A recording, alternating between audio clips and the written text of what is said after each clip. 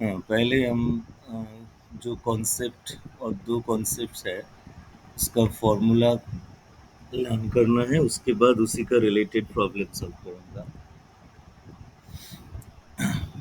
यहाँ पे जो कॉन्सेप्ट का डिस्कशन होगा वो है motion in A vertical circle. Motion in a vertical circle.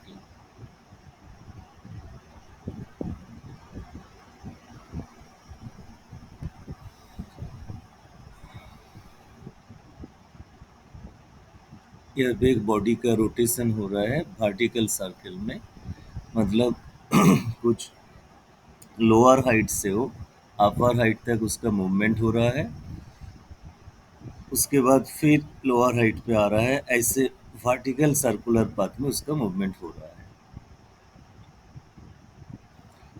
ये है उसी सर्किल का सेंटर। सेंटर से कुछ रोप से उसको यहाँ पे बांध के रखा हुआ है। ये है बॉडी, जिस बॉडी का मूवमेंट हो रहा है। ऐसे मूवमेंट होगा तो दोनों पोजीशन में बेसिकली डिस्कशन का ज़रूरत है, एक लोएस्ट पॉइंट और एक हाईएस्ट पॉइंट में। जब बॉडी लोएस्ट पॉइंट पे रहेगा, मतलब इसी वाला पॉइंट को मार्क कर लो, पॉइंट ए लोएस्ट पॉइंट पे रहेगा, तो उसमें जो उस जो जो फोर्स एक्ट होगा, एक है उसका वेट डाउनवर्ड डायरेक्शन में रहेगा, उसमें एक टेंशन एक्ट करेगा रोप में, टेंशन अपवर्ड डायरेक्शन में रहेगा। उसके साथ आउटवर्ड डायरेक्शन में और भी एक फोर्स रहेगा जो है सेंट्रीफ्यूगल फोर्स। सेंट्रीफ्यूगल फोर्स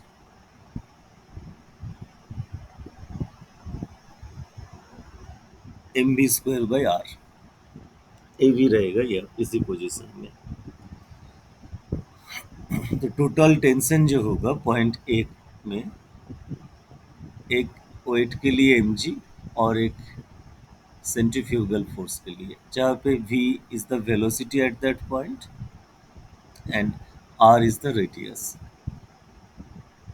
इसी वेलोसिटी को वी ए लिख लेता हूँ, वी ए, और मतलब वेलोसिटी एट पॉइंट ए। इसी बॉडी जो यहाँ पे रोटेशन हो रहा है जिसका, अपवर्ड पोजीशन में जब पहुँचेगा वहाँ पे क्या होगा, उस सिचुएशन को भी लिखना पड़ेगा। अपवर्ड पोजीशन में जब पहुँचेगा वहाँ पे भी इसी रोप में टेंशन रहेगा, उसी टेंशन को टी बी लिख लेता हूँ। वहाँ पे डाउनवर्ड डायरेक्शन में बॉडी का वेट रहेगा mg, आउटवर्ड डायरेक्शन में यहाँ पे सेंट्रीफ्यूगल फोर्स रहेगा mv²/r। इस पॉइंट को मैं बी पॉइंट मार्क कर लेता हूँ।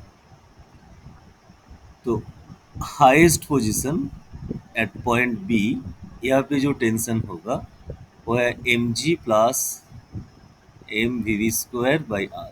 सॉरी, mg यहाँ पे डाउनवर्ड है, इसलिए tb plus mg equals to mv²/r रहेगा।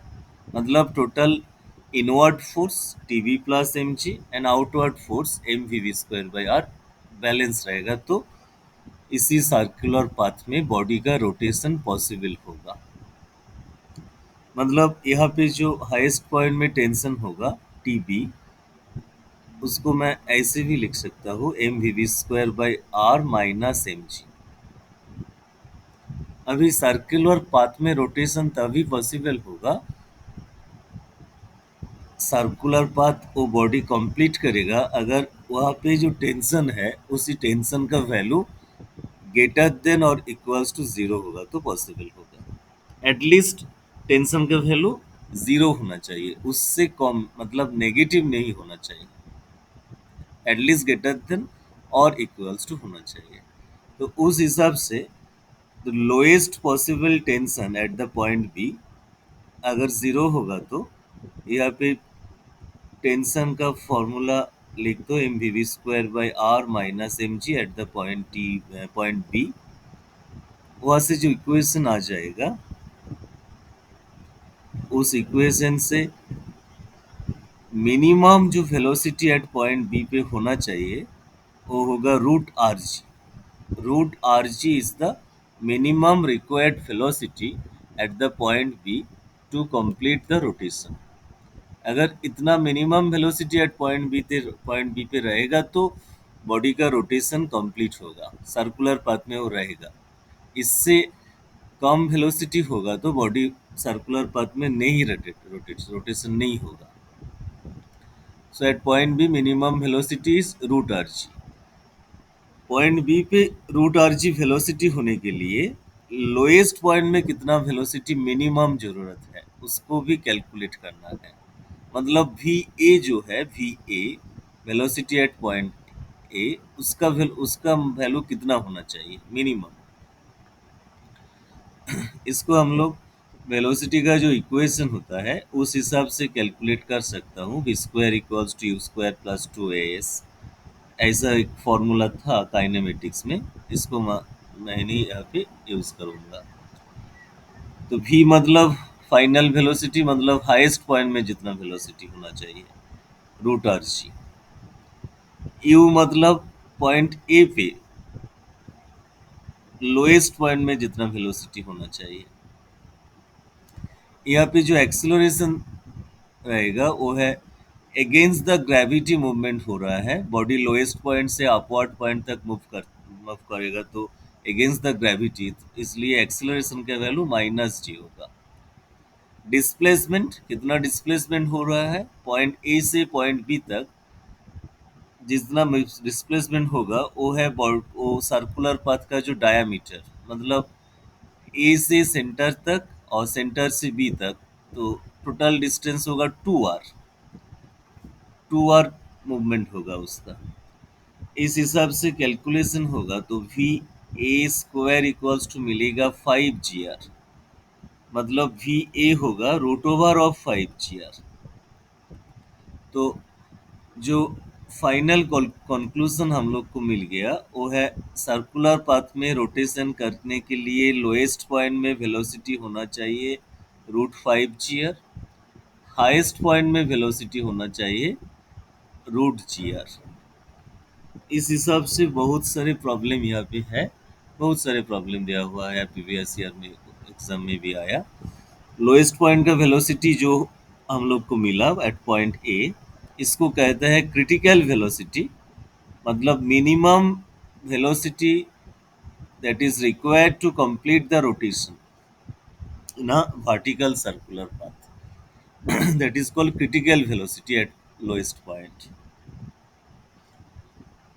और भी बहुत सारे कॉन्सेप्ट यहाँ पे है। फॉर एग्जाम्पल रोटेशन ऑफ अ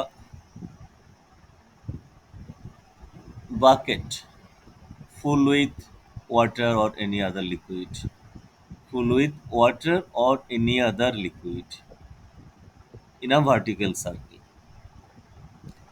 यहाँ पे एक बकेट है, बकेट में कुछ ना कुछ लिक्विड मटेरियल है, उसको एक वर्टिकल सर्कल में रोटेट किया जा रहा है।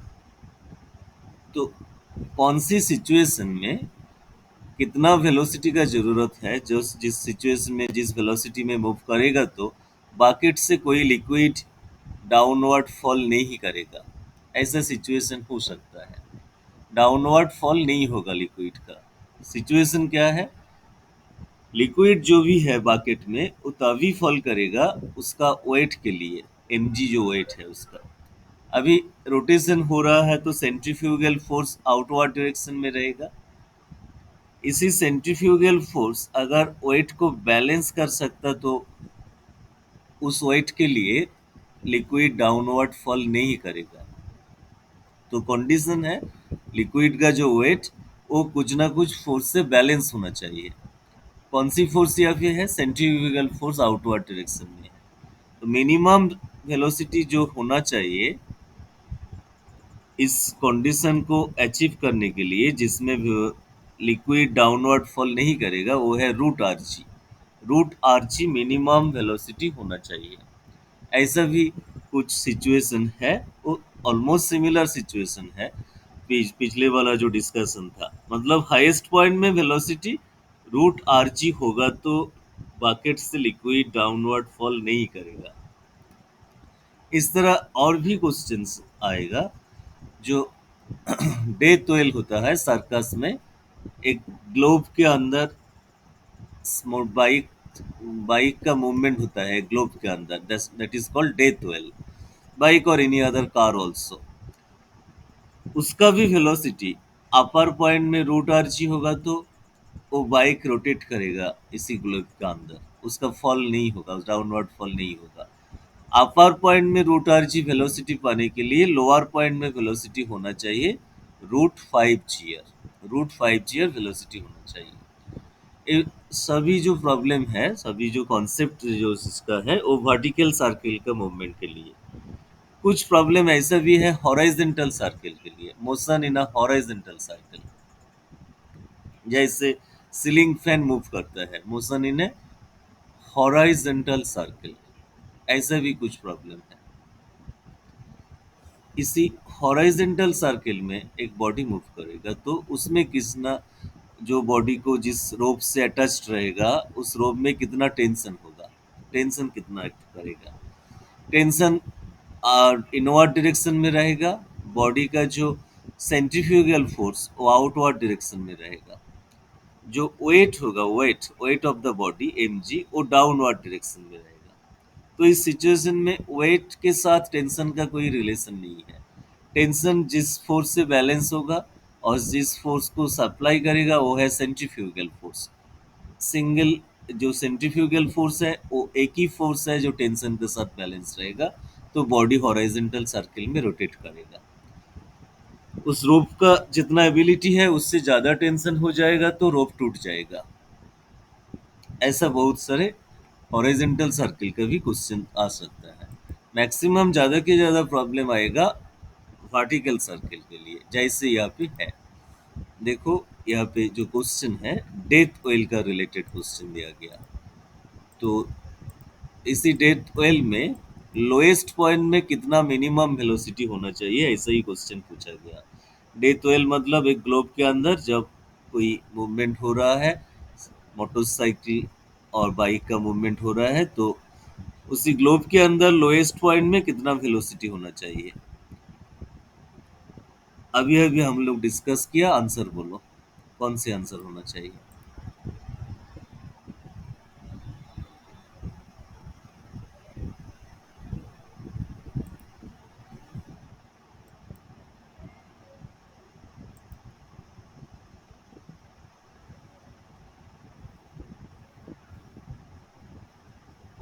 B number. Yes, root 5 R G. Just direct question दिया गया, फॉर्मूला ही लिखने के लिए बोला गया।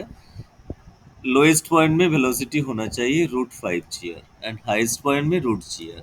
मिनिमम, मिनिमम वेलोसिटी, इससे ज़्यादा हो सकता है, इससे कम नहीं होगा। Okay, next question. A body of mass m moving in a vertical circle with constant speed of v. Tension on the mass at the bottom. Bottom मतलब lowest point। वो सेम टाइप का क्वेश्चन आ गया। यहाँ पे tension कितना होगा रोप में।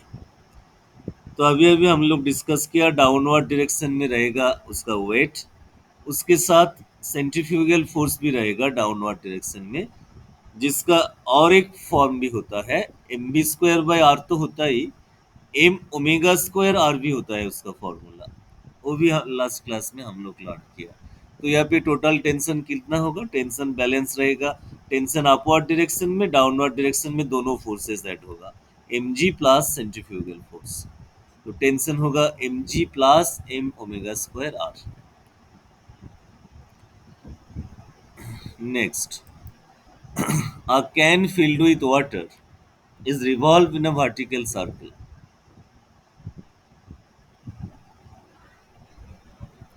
एक कैन का हैंडल है, उसको कुछ रोप से अटैच करने के बाद इसको रोटेट किया जाता है, फुल विथ वाटर, इसका रोटेशन हो रहा है। मैक्सिमम पीरियड ऑफ रिवोल्यूशन पूछा गया, जिससे जैसे कोई भी लिक्विड, कोई भी वाटर उससे डाउनवर्ड फॉल नहीं करेगा। तो हम लोग अभी अभी डिस्कस किया, जो हाईएस्ट पॉइंट में उसका वेलोसिटी होगा root G R. Highest point में उसका जो वेलोसिटी होना चाहिए रूट जी आर, और लोएस्ट पॉइंट में होना चाहिए root 5 ji are.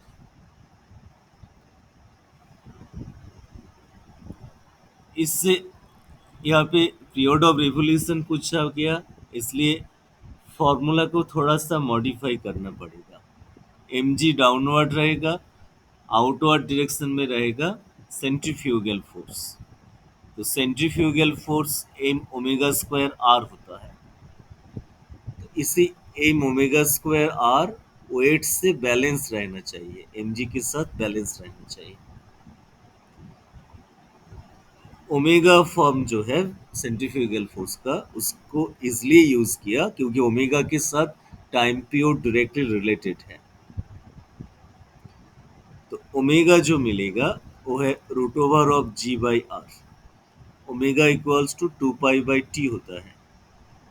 2 pi by T equals to root over of G by R. हमारा जो कैलकुलेशन है वो है टाइम पीरियड टी कैलकुलेट करना है। तो टाइम पीरियड दोनों साइड्स को होल स्क्वायर लिख दो। 4 pi square by T square equals to G by R. तो टी स्क्वायर जो मिलेगा, टी स्क्वायर मिलेगा 4 pi square into R by जी।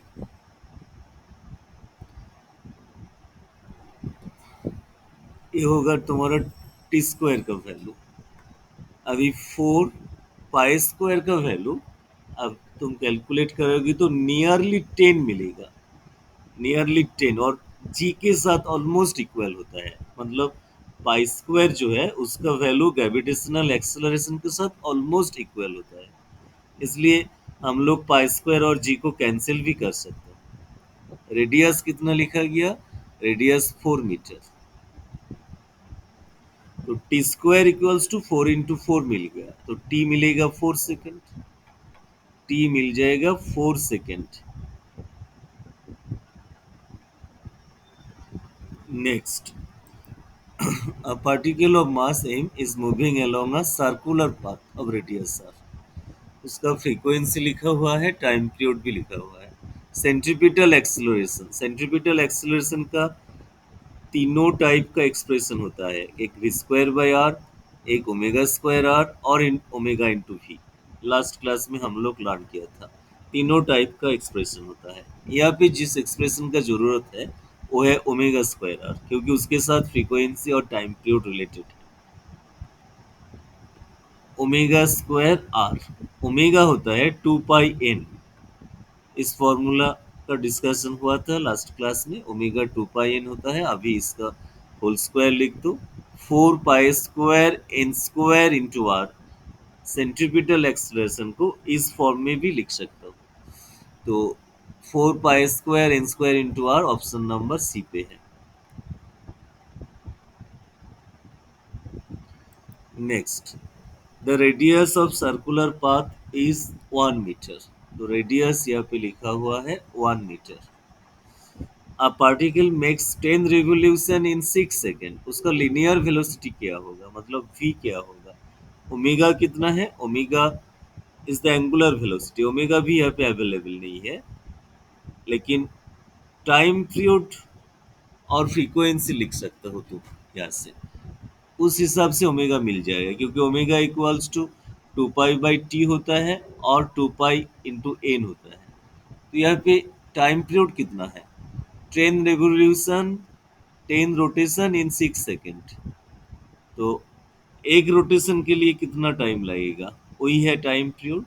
तो टाइम पीरियड मिल गया 6/10। उस हिसाब से ओमेगा मिल जाएगा 2 पाई/6/10।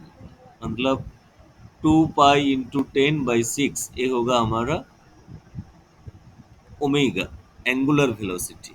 तो रेडियस अवेलेबल है, एंगुलर वेलोसिटी अवेलेबल है। लिनियर वेलोसिटी के नाम के क्या होगा? v equals to R omega formula होता है, उसको यूज करो। R into omega, omega is 2 pi into 10/6, इसको कैलकुलेट करना है। 2 पाई इंटू 10/6, 2 से कैंसिल होगा तो 3 आ जाएगा। 10 पाई डिवाइडेड बाई 3, 10 इंटू पाई मतलब 3.14 लिख सकते हो, डिवाइडेड बाई 3, नियरली 10 आएगा। नियरली 10 आएगा, 10 पॉइंट समथिंग आ रहा है, नियरली 10 लिनियर वेलोसिटी जो आएगा।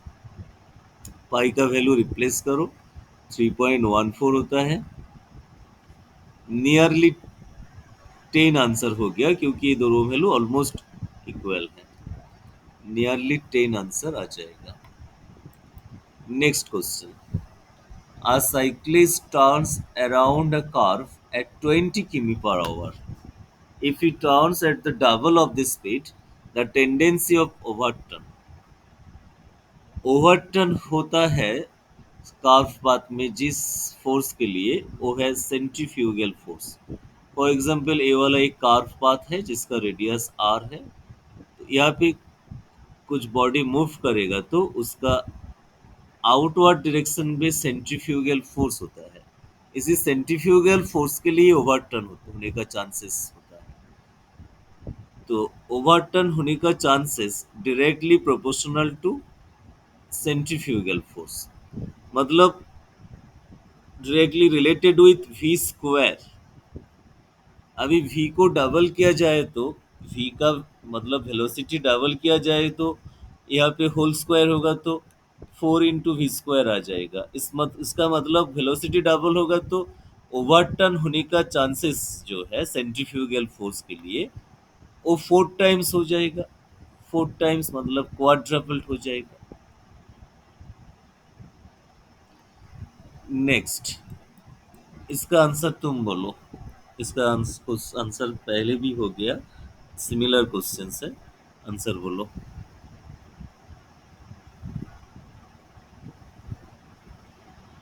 Five lowest R G under root five. √5 g। Yes, lowest point में वेलोसिटी √5 g होना चाहिए। Okay, next problem, a particle moves in a circle of radius 25 centimetre. इसको metre में convert करने का ज़रूरत है तो 100 से डिवाइड होगा तो मिल जाएगा 1/4 मीटर। 2 रेवोल्यूशन पर सेकेंड, मतलब 1 सेकेंड उसका फ्रीक्वेंसी जो है वो दिया हुआ है। 2 रेवोल्यूशन पर सेकेंड फ्रीक्वेंसी है बॉडी का। तो एंगुलर वेलोसिटी क्या होगा? एंगुलर वेलोसिटी 2 पाई n होता है। 2 पाई इंटू 2 मतलब 4 पाई रेडियन पर सेकेंड, यह है angular velocity. Radian per second and revolution पर सेकेंड सिमिलर नहीं है, इसको याद रखना है। बहुत सारे स्टूडेंट इसमें कंफ्यूज हो जाता है और एग्जाम का टाइम में क्विक सॉल्व करने का टाइम जो होता है वो भूल वहाँ पे रॉन्ग होने का चांसेस बहुत ज़्यादा होता है। तो याद रखना है रिवोल्यूशन पर सेकेंड मतलब वो फ्रीक्वेंसी है। वहाँ से 2 पाई इंटू n, इसी फॉर्मूला को यूज़ किया जाए तो रेडियन पर सेकेंड आएगा, और इसी रेडियन पर सेकेंड जो है वही है एंगुलर वेलोसिटी का यूनिट। रिवोल्यूशन पर सेकेंड नहीं है, रेडियन पर सेकेंड उसका यूनिट है। तो एक्सेलरेशन का फॉर्मूला होता है सेंट्रीफ्यूगल एक्सेलरेशन का ओमेगा स्क्वायर आर। ओमेगा तो 4 पाई मिल गया, 4 पाई स्क्वायर इंटू आर मतलब 1/4। तो 4 square, 4 into 4 into pi square into 1/4, तो एक 4 कैंसिल हो जाएगा, 4 पाई स्क्वायर आंसर आ जाएगा। 4 पाई स्क्वायर इतना एक्सेलरेशन होगा जिसका यूनिट आएगा मीटर पर सेकेंड स्क्वायर में, centrifugal acceleration. Next, a body is describing circular motion with constant speed v along circular path of radius r, then its tangential acceleration। यहाँ पे एक टर्म यूज है, टर्म जो है कांस्टेंट स्पीड में है। उसका कोई वेलोसिटी इंक्रीज नहीं हो रहा है, मतलब डीडीटी ऑफ वी जो है वो जीरो है। सर्कुलर पाथ में उसका रोटेशन हो रहा है कांस्टेंट स्पीड में। टेंजेंशियल एक्सेलरेशन एक एक्सेलरेशन होता है, लास्ट क्लास में डिस्कशन हुआ, और एक होता है centrifugal acceleration towards the centre. Tangential acceleration का फॉर्मूला है जो है rate of change in velocity D D D T of V. यहाँ पे कोई वेलोसिटी का चेंज नहीं है क्योंकि कांस्टेंट स्पीड लिखा हुआ है, कांस्टेंट, मतलब कोई भी टेंजेंशियल एक्सेलरेशन नहीं है। सेंट्रीपिटल एक्सेलरेशन का चांसेस है वो रह सकता है, उसका वैल्यू कुछ ना कुछ वैल्यू मिलेगा भी, क्योंकि सर्कुलर पाथ में रोटेशन हो रहा है तो सेंट्रीपिटल एक्सेलरेशन रहेगा V square by R. Centripetal acceleration का और एक भी नाम है, इसको कहते हैं रेडियल एक्सेलरेशन, क्योंकि इसका डायरेक्शन अलोंग द रेडियस है। वो रह सकते हैं, लेकिन कोई भी ट्रांजेंशियल एक्सेलरेशन यहाँ पे नहीं है, क्योंकि मूवमेंट हो रहा है कांस्टेंट स्पीड से। टेंजेंशियल एक्सेलरेशन का वैल्यू जीरो होगा। Zero is the answer. Next, a vehicle moving in a convex bridge. Convex bridge मतलब इस टाइप का एक ब्रिज है, इस टाइप का इस ब्रिज है। इस ब्रिज का और भी एक नाम है, इसको कहता है कैंटिलीवर ब्रिज। इसका ऊपर कुछ ना कुछ बोर्ड कार का मूवमेंट हो रहा है, इसका ऊपर उसका मूवमेंट हो रहा है। तो उसमें एक एक्सेलरेशन लिखा हुआ है, वो है टेंजेंशियल एक्सेलरेशन। और भी एक एक्सेलरेशन रहेगा जो है सेंट्रीपिटल एक्सेलरेशन, उसका वैल्यू कैलकुलेट करना है। वी स्क्वायर बाई आर इस फॉर्मूला से मिलेगा। वी लिखा हुआ है 20 मीटर पर सेकेंड, आर इज 100। तो कैलकुलेट करने में सेंट्रीपिटल एक्सेलरेशन मिलेगा 4 मीटर पर सेकेंड स्क्वायर। दोनों एक्सेलरेशन मिल गया। अभी इसी दोनों एक्सेलरेशन का जो रिजल्टेंट होगा वो होगा टोटल एक्सेलरेशन। एक 4 स्क्वायर मिलेगा, एक 3 स्क्वायर। इसको कैलकुलेट करने में 5 मीटर पर सेकेंड स्क्वायर आएगा। टोटल नीट एक्सेलरेशन, जो टोटल एक्सेलरेशन होगा वो है 5 मीटर पर सेकेंड स्क्वायर।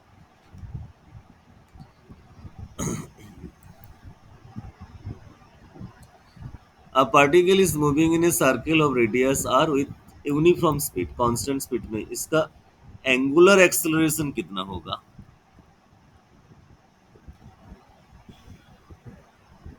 बोलो, आंसर बोलो। A particle is moving in a circle of radius r with a uniform speed. Its angular acceleration is, Zero. yes, zero, क्योंकि उसका कोई कांस्टेंट स्पीड में मूवमेंट हो रहा है, इसलिए कोई कोई एंगुलर एक्सेलरेशन नहीं है। जो भी है वो है सेंट्रीपिटल एक्सेलरेशन रहेगा। सेंट्रीपिटल एक्सेलरेशन रहेगा। Next, a stone tied to one end of a string 5 meter long is held in a horizontal circle. What is average acceleration of the stone in half revolution? Horizontal circuit में movement हो रहा है, for example point A से उसका movement point B, half revolution complete हुआ। Point A से point B तक उसका मूवमेंट हुआ, इतना मूवमेंट हुआ। इसमें कितना एक्सेलरेशन होगा? पॉइंट ए में जो वेलोसिटी है वो इस डायरेक्शन में है, 5 मीटर पर सेकेंड। पॉइंट बी में उसका वेलोसिटी अपोजिट डायरेक्शन में हो जाएगा, एग्जैक्टली अपोजिट डायरेक्शन में। मैग्नीट्यूड सेम रहेगा लेकिन डायरेक्शन चेंज हो गया, इसलिए एक्सेलरेशन होगा उसमें। एक्सेलरेशन का फॉर्मूला होता है change in velocity per unit time. इस वेलोसिटी को +5 लिखा जाए तो इस वेलोसिटी को -5 लिखना पड़ेगा, तो 5 माइनस माइनस 5 आ जाएगा।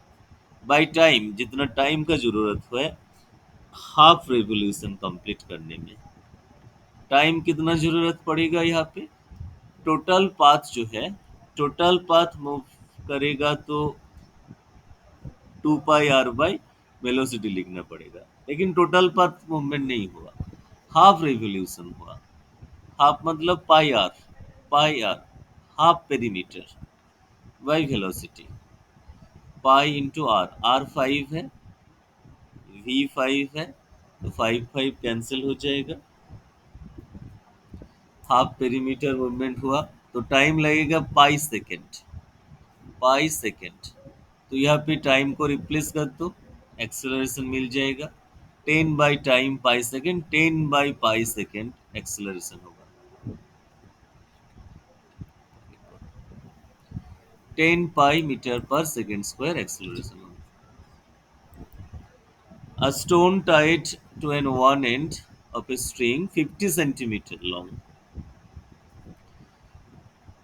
उसका kinetic energy half M V square 20 joule है। टेंशन इन द स्ट्रिंग कितना होगा, स्ट्रिंग में कितना टेंशन होगा, हम लोग डिस्कशन किया था उसका भी। आउट इनवर्ड डायरेक्शन में टेंशन रहेगा, आउटवर्ड डायरेक्शन में सेंट्रीफ्यूगल फोर्स रहेगा mv²/r। तो टेंशन का फॉर्मूला मिला इसमें mv²/r, इसको कैलकुलेट करना है।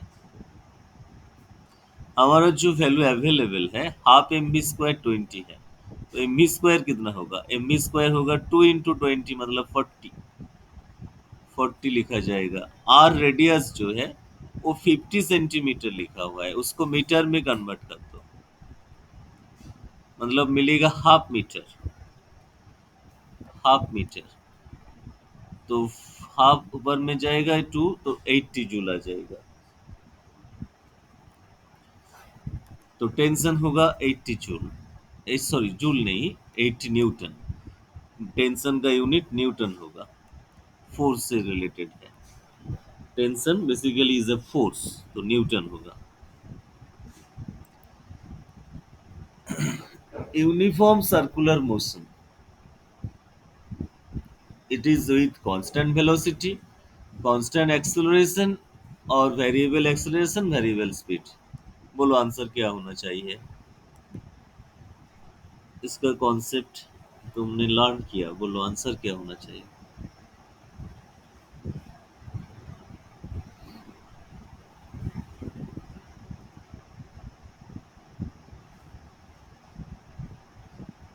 Option C, variable acceleration.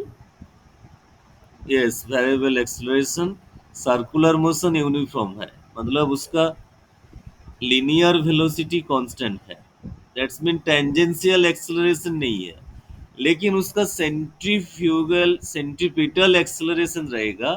Centripetal acceleration का मैग्नीट्यूड सेम रह सकता है, लेकिन उसका direction always towards the centre, तो ऐसे उसका डायरेक्शन चेंज हो रहा है होगा।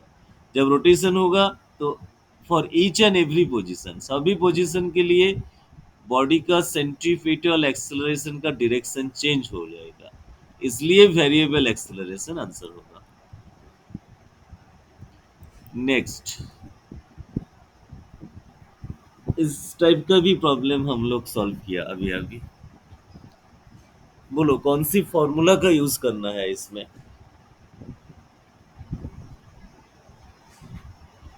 Man swings a bucket of water, जिसका डायामीटर दिया हुआ है। डायामीटर जब यहाँ D पे is equals to under root GR. भी इक्वल्स टू, बोलो फिर से। Under root GR. The minimum speed root GR हम लोग कैलकुलेट किया, फॉर्मूला का डिस्कशन किया। मिनिमम मतलब यह इसको अपर पॉइंट में जो मिनिमम स्पीड होगा रूट जीआर, तो जी का वैल्यू 10,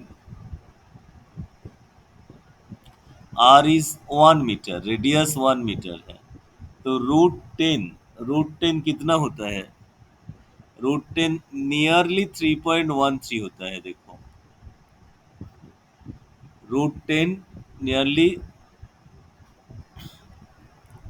3.13 होता है।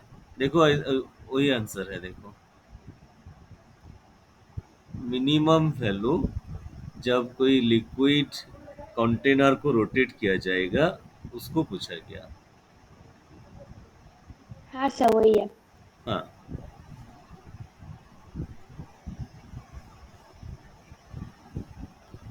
Next problem. A stone tied to one end of a string is whirled in horizontal circle so that length increases gradually. जिस स्ट्रिंग के साथ अटैच्ड हुआ है उस स्ट्रिंग का लेंथ इंक्रीज हो रहा है। ऐसे एक हॉरिजॉन्टल सर्किल में मूवमेंट हो रहा है। एक स्टोन को एक स्ट्रिंग से अटैच किया गया। इनिशियली लेंथ है एल। अभी यहाँ पे जो फोर्स रहेगा आउटवर्ड डायरेक्शन में M V square by L force रहेगा। उस वैल्यू उसी वैल्यू का ही टेंशन होगा अंदर में। तो टेंशन होगा पहले M B square by L. बाद में टेंशन क्या होगा? जब मूवमेंट हो रहा है उसका लेंथ इंक्रीज कर रहा है। लेंथ 2L हो गया। तो अभी टेंशन कितना होगा?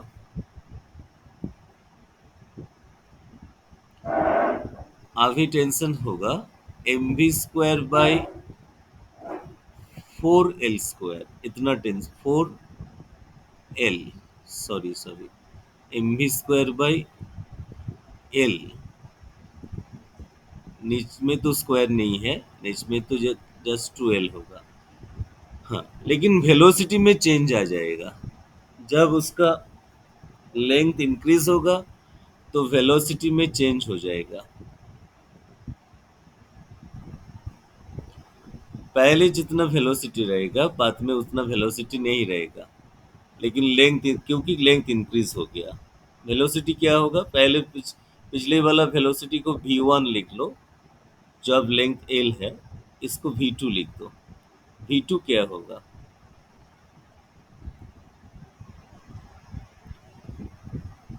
v omega into R. R is the radius. Radius यहाँ पे एल लिखा हुआ है। तो पहले वेलोसिटी रहेगा ओमेगा इंटू एल। बाद में वेलोसिटी चेंज हो जाएगा क्योंकि लेंथ इंक्रीज हो गया। लेंथ इंक्रीज हो गया तो वेलोसिटी चेंज हो जाएगा।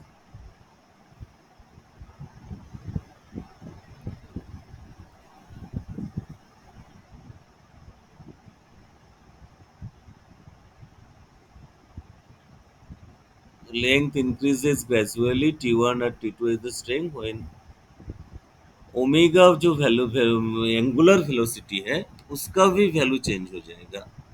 इसलिए ये प्रॉब्लम है। ओमेगा के हिसाब से कैलकुलेशन करना है। सॉरी, इस फॉर्मूला से कैलकुलेशन होगा तो रॉन्ग आंसर आ जाएगा। ओमेगा फॉर्म में जो फॉर्मूला है उस हिसाब से कैलकुलेशन करना चाहिए। लिनियर वेलोसिटी यहाँ पे सेम लिख लिया इन्होंने। ऑप्शन का हिसाब से वो भी T equals to M omega square L. इस फॉर्मूला को यूज करना पड़ेगा, एम ओमेगा स्क्वायर एल। तो T1 रहेगा एम ओमेगा स्क्वायर एल। बाद में जो T2 होगा उसको कैलकुलेट करना है। ओमेगा में चेंज आ जाएगा, उस हिसाब से कैलकुलेशन होगा।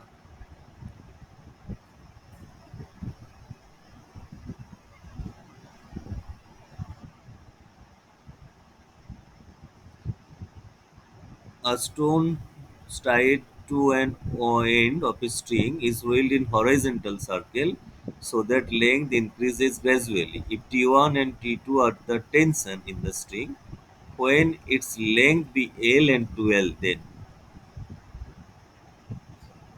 ओमेगा का वैल्यू में कितना चेंज आएगा उसको कैलकुलेट करना है।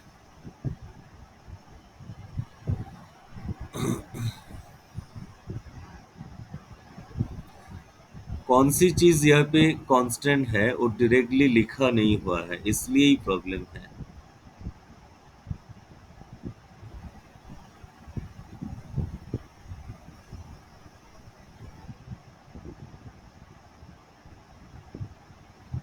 ओमेगा कांस्टेंट है और लीनियर वेलोसिटी कांस्टेंट है। कौन सी चीज कांस्टेंट है वो लिखा नहीं हुआ है। अगर ओमेगा कांस्टेंट रहेगा तो एक आंसर होगा, और लीनियर वेलोसिटी जो है ओमेगा के साथ रिलेटेड, v कांस्टेंट रहेगा तो और एक डिफरेंट आंसर होगा। mv square by L, v same रहेगा, सेम नहीं रहेगा, ओमेगा सेम रहेगा, v तो इंक्रीज हो जाएगा, ओमेगा सेम रहेगा तो उसी सेम टेंशन से देखता हूँ।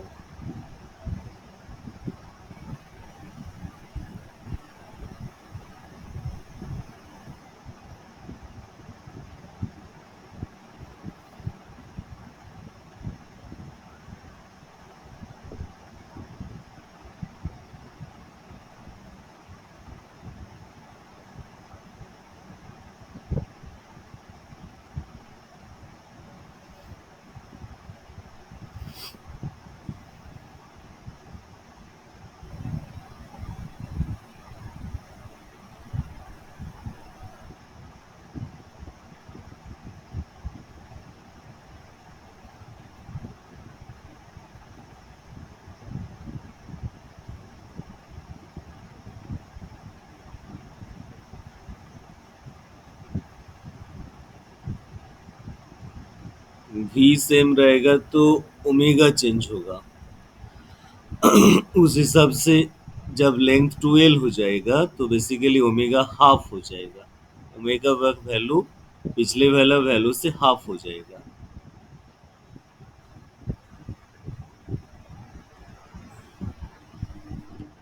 t2 होगा omega by 2 whole square into 2l। तो M omega square by 4 into 2l मिलेगा, मतलब M omega square by M omega square L by 2 आएगा। t2 जगह जब वैल्यू वो t1 से ऐसे रिलेटेड होगा, ये वाला t1 था, t1 बाई 2 आएगा तो t1 इक्वल्स टू 2t2 होगा। इस हिसाब से ऑप्शन ए आंसर हो जाएगा।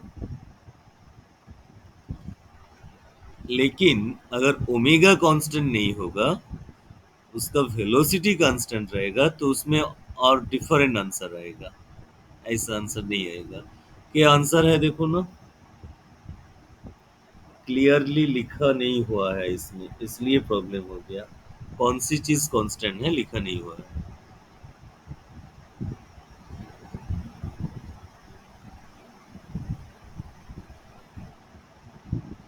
A stone tied to one end of a string is rolled in a horizontal circle so that length increases gradually. If T1 and T2 are the tension in the string, when its length be L and 2L, then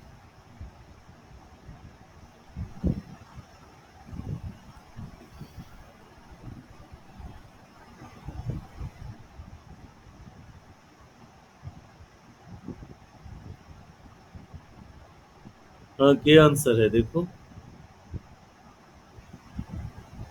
एक minute sir. देखो M omega square और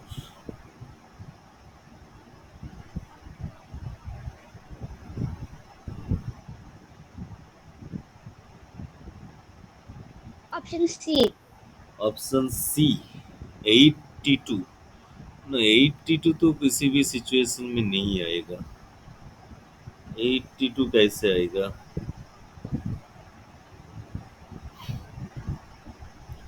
कोई भी चीज को constant धर लो तो 82 तो नहीं आएगा।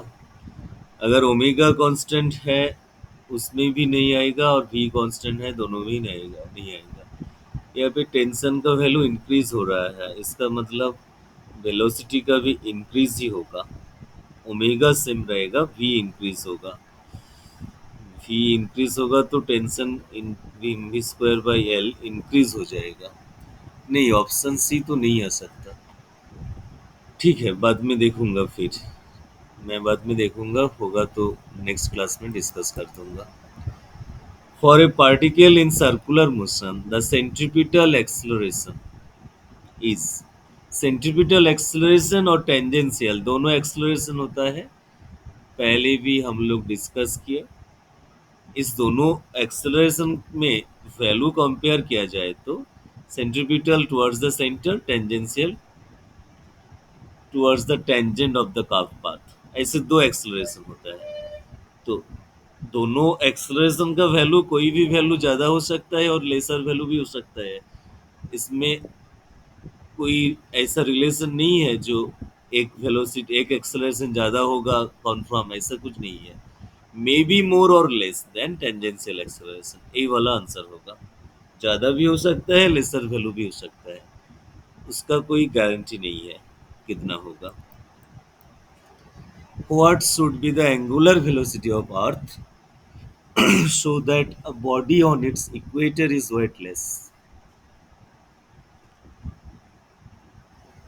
अर्थ का जो रोटेशन होता है उसका own axis, around its own axis, इसके लिए बाहर की तरफ सेंट्रीफ्यूगल फोर्स रहेगा एम ओमेगा स्क्वायर आर। अंदर की तरफ उसका जो ग्रेविटेशनल फोर्स है उसलिए वेट रहता है एम जी। वेटलेस फील करेगा मतलब एम जी जो वेट, वो सेंट्रीफ्यूगल फोर्स के साथ बैलेंस हो गया, बाहर की तरफ फोर्स और अंदर का फोर्स बैलेंस हो गया, तो बॉडी का वेट जीरो फील होगा। इसलिए ओमेगा का वैल्यू होगा root over of G by R. यहाँ पे जी जो है वो एक्सेलरेशन ड्यू टू ग्रेविटी, उसको तुम 10 लिख सकते हो। रेडियस आर जो है वो अर्थ का रेडियस होता है, जिसका वैल्यू होता है 6400 किलोमीटर। किलोमीटर को मीटर पे लिखना पड़ेगा। यह से एक जीरो कैंसिल हो गया, जो भी वैल्यू है इसका रूट लिखना है। 64 का रूट 8 होता है, दोनों जीरो के लिए एक एक जीरो रूट के बाहर मिलेगा, तो 1/800 रेडियन पर सेकेंड इतना एंगुलर वेलोसिटी होगा, तो बॉडी वेटलेस फील होगा। बॉडी का कोई भी बॉडी का वेट जीरो हो जाएगा। Next, the angular speed of a car increases from 600 RPM to 1200 RPM in 10 second. तो पहली जो एंगुलर वेलोसिटी है वो 600 आरपीएम लिखा हुआ है, आरपीएम को रेडियन पर सेकेंड में कन्वर्ट करना पड़ेगा। तो उसके लिए फॉर्मूला का डिस्कशन लास्ट क्लास में हुआ था, इस फॉर्मूला से कन्वर्ट होगा। 2 पाई इंटू आरपीएम जो है उसको लिख दो यहाँ पे एन आरपीएम बाई 60, तो अभी वेलोसिटी रेडियन पर सेकेंड में मिल जाएगा। 20 पाई रेडियन पर सेकेंड, ये वाला हमारा इनिशियल वेलोसिटी है। ओमेगा 2, फिर सेम फॉर्मूला का यूज होगा। यहाँ पे 1200 आरपीएम लिखा हुआ है, इस हिसाब से कैंसिल करने के बाद जो मिलेगा 40 पाई रेडियन पर सेकेंड, एक 20 पाई एक 40 पाई। टाइम कितना है 10 सेकेंड। तो एंगुलर एक्सेलरेशन पूछा गया, जो फॉर्मूला हमारा लिनियर वेलोसिटी के लिए था सेम फॉर्मूला यहाँ पे भी है। Final velocity equals to initial velocity plus angular acceleration into T. तो इस हिसाब से कैलकुलेशन होगा 40 pi minus 20 pi by time 10 second. 40 pi minus 20 pi, तो कैलकुलेशन करने में जो मिल जाएगा 20 pi by 2 pi radian per second square angular acceleration होगा। 2 pi radian per second square, वो आंसर आएगा। Next question. A block released at the top of a smooth hemisphere bowel of radius r. ऐसे एक hemispherical container है जिसका radius are है centre से। यहाँ पे कोई भी पोजीशन में एक ब्लॉक को छोड़ दिया गया तो उस ब्लॉक का जो वेट होता है एम जी वो डाउनवर्ड डायरेक्शन में रहेगा। यहाँ पे जो इसका जो रेडियस वेक्टर वो थीटा एंगल पार्टिकल के साथ एंगल थीटा है, इस एंगल का वैल्यू थीटा है।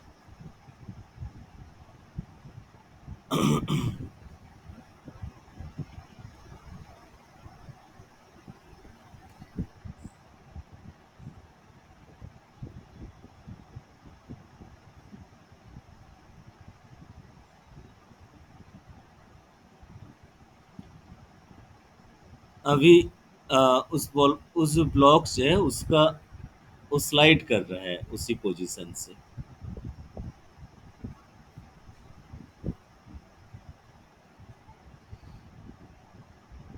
स्लाइड करेगा तो उसका वेट जो है उसका दो कंपोनेंट मिलेगा उस वेट का। एक ए एंगल थीटा होगा तो ए बी थीटा होगा, तो थीटा जिस तरफ है उस तरफ कॉस कंपोनेंट मिलेगा, इस तरफ साइन कंपोनेंट मिलेगा। अभी एम जी कॉस थीटा जो वेट है वो उस बॉडी का जो सेंट्रीफ्यूगल फोर्स है सेंट्रीफ्यूगल फोर्स के साथ बैलेंस रहेगा, M V square by R. M M cancel होगा तो कॉस थीटा मिलेगा V square by R G, theta मिलेगा cos inverse V square by R G, cos inverse V square by R G, ये वाला answer होगा।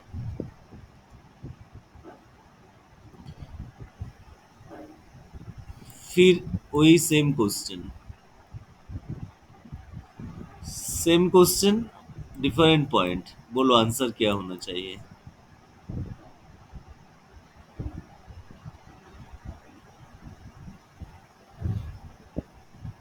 Same point different point option मतलब B. नहीं, यहाँ पे टॉप से पूछा गया, top top of the path, lowest point में नहीं। टॉप में कितना वेलोसिटी था, टॉप पोजीशन में कितना वेलोसिटी होना चाहिए था, देखो। Under root G R. Yes, under root G R. Top position में पूछा गया तो under root G R answer होगा। Okay, next question. Two vehicles are describing uniform circular motion along with two circular tracks of radius r1 r2। तो दोनों का radius अलग है, एक r1 है एक r2 है, लेकिन वन रिवोल्यूशन कंप्लीट करने का जो टाइम मतलब टाइम पीरियड सेम है, टी दोनों का ही सेम है। टी सेम रहेगा तो उसका ओमेगा मतलब एंगुलर वेलोसिटी भी सेम होगा। जैसे इस प्रॉब्लम में कंडीशन क्लियरली लिखा हुआ है, पिछले वाला प्रॉब्लम पे इस कंडीशन अवेलेबल नहीं था इसलिए प्रॉब्लम हुआ था। देखूंगा उस कुछ ना कुछ तो होगा उसका आंसर देखूंगा।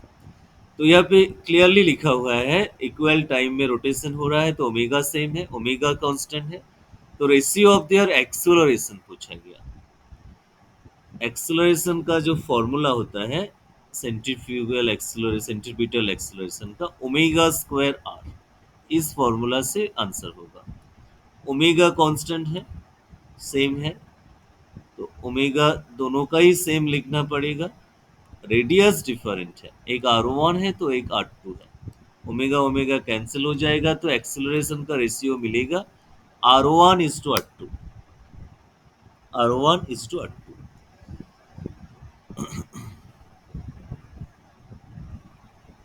Next question. For what minimum height a body is released so it can revolve in a vertical circle? For example यहाँ पे एक पोजीशन है, इस हाइट से एक बॉडी को छोड़ दिया गया, एक ग्राउंड लेवल है। छोड़ने के बाद उसका मूवमेंट एक वर्टिकल सर्कल में होगा। इस वर्टिकल सर्कल में मूवमेंट होने के लिए लोएस्ट पॉइंट में वेलोसिटी का जो जरूरत है वो है half root 5 GR। Root 5 GR इतना वेलोसिटी का जरूरत है। तो इस वेलोसिटी गेन करने के लिए कौन सी हाइट से बॉडी को छोड़ना चाहिए था? जो भी हाइट से छोड़ दिया जाएगा उस हाइट से उसका पोटेंशियल एनर्जी मिलेगा। उस पोटेंशियल एनर्जी इस पॉइंट में जो वेलोसिटी हम लोग लिख लिया क्रिटिकल वेलोसिटी, उस वेलोसिटी का हिसाब से काइनेटिक एनर्जी मिलेगा। तो हाइट कितना होना चाहिए ऐसे ही पूछा गया। एम एम तो कैंसिल हो जाएगा, जी एच लिख दो।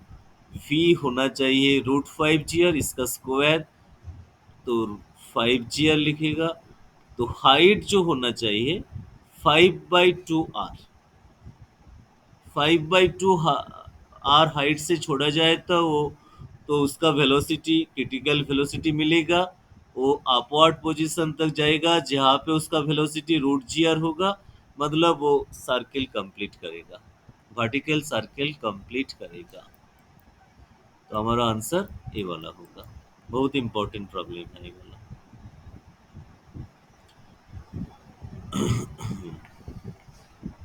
Next, a horizontal turntable is rotating steadily at angular speed omega and a coin, ये वाला एक टेबल है जिसके ऊपर एक कॉइन रखा हुआ है। फर्स्ट एक डिस्टेंस है 4 सेंटीमीटर। मैं इसको R1 लिख लेता हूँ। R1 पोजीशन में है कॉइन जहाँ पे एंगुलर वेलोसिटी ओमेगा है। फिर उसका पोजीशन चेंज किया गया जहाँ पे एंगुलर वेलोसिटी 2 ओमेगा है। इसको R2 लिख लेता हूँ। जो भी है दोनों पोजीशन में जो सेंट्री मास सेम रहेगा, दोनों पोजीशन में जो सेंट्रीफ्यूगल फोर्स रहेगा, सेंट्रीफ्यूगल फोर्स वो सेम रहना चाहिए। तो एम R1 स्क्वायर ओमेगा 1 और एक पोजीशन में M R2 square omega 2 same होना चाहिए। एम तो सेम है, मास तो चेंज नहीं हो रहा है, वो सेम कॉइन है। R1 जो है वो 4 सेंटीमीटर लिखा हुआ है। Omega 1 is omega. R2 calculate करना है, इस हिसाब से कैलकुलेट होगा। तो R2 इक्वल्स टू, सॉरी गलती से रॉन्ग फॉर्मूला हो गया। M omega square R formula है, सॉरी। यहाँ पे लिखना पड़ेगा ओमेगा, यहाँ पे लिखना पड़ेगा 4 ओमेगा और 2 ओमेगा। 2 ओमेगा दिया हुआ, 2 ओमेगा। तो 4 square into omega square, R2 square into 4 omega square cancel हो जाएगा। तो R2 स्क्वायर मिल जाएगा,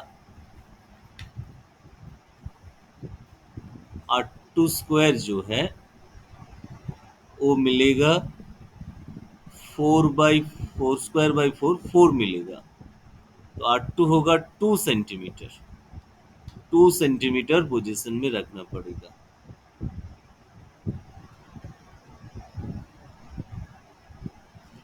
2 centimetre. The radius of the circular path,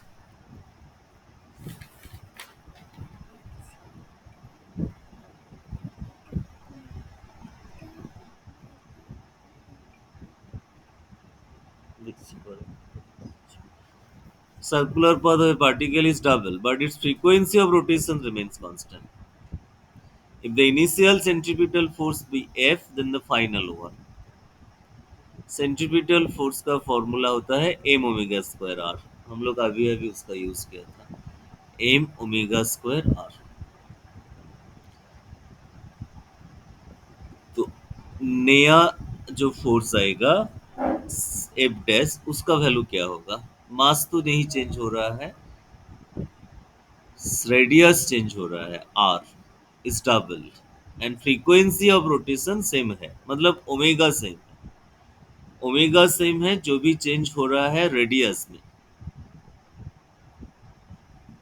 radius twice the previous one. तो फाइनल सेंट्रीपिटल फोर्स पिछले वाला फोर्स का डबल होगा, 2F आएगा। For a vertical circular motion, radius is 1 metre. तो क्रिटिकल वेलोसिटी क्या होना चाहिए? ये वाला आज का लास्ट प्रॉब्लम है। इसका आंसर तुम बोलो। कौन सी फॉर्मूला का इस्तेमाल करना पड़ेगा यहाँ पे?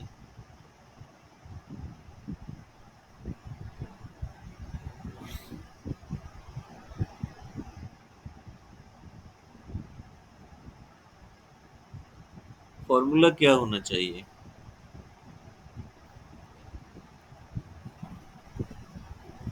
क्रिटिकल वेलोसिटी का फॉर्मूला कौन सी फॉर्मूला होना चाहिए? 1 मिनट सर। हाँ, बोलो। √5 GR। तो अभी कैलकुलेशन करो। √5 GR, G is 10, R is 1, option A. √50। √50 होगा तो √50 कौन सी वैल्यू आएगा? ए नहीं, √50 होगा। क्रिटिकल वेलोसिटी पूछा गया। √50 कौन सी वैल्यू होगा? देखो यहाँ बी पे B option B option B option B. Option B. हाँ, लेकिन ऑप्शन बी एग्जैक्टली √50 नहीं होता है। क्या इसे यहाँ पे लिख दिया इन्होंने? ऑप्शन एग्जैक्टली √50 नहीं, √50 का एग्जैक्ट वैल्यू तो अलग वैल्यू होता है। ये वाला तुम्हारा जो बुक में प्रॉब्लम है वहाँ पे लास्ट में है। लास्ट में 57, प्रॉब्लम नंबर 57। उसका आंसर तो ए लिख दिया, लेकिन ए आंसर नहीं होगा। ए आंसर नहीं होगा। Critical velocity is the minimum velocity at the lowest point, not at the highest point. इन लोगों ने गलती से हाईएस्ट पॉइंट का वेलोसिटी यहाँ पे रिप्लेस कर इस फॉर्मूला को यूज कर दिया, लेकिन ए वाला नहीं होगा। क्रिटिकल वेलोसिटी पूछा गया मतलब लोएस्ट पॉइंट में जो वेलोसिटी होता है उसको क्रिटिकल वेलोसिटी कहते हैं। √5 GR, इस हिसाब से कैलकुलेशन होगा। इसको याद रखना। क्रिटिकल वेलोसिटी हाईएस्ट पॉइंट में नहीं, लोएस्ट पॉइंट में होता है।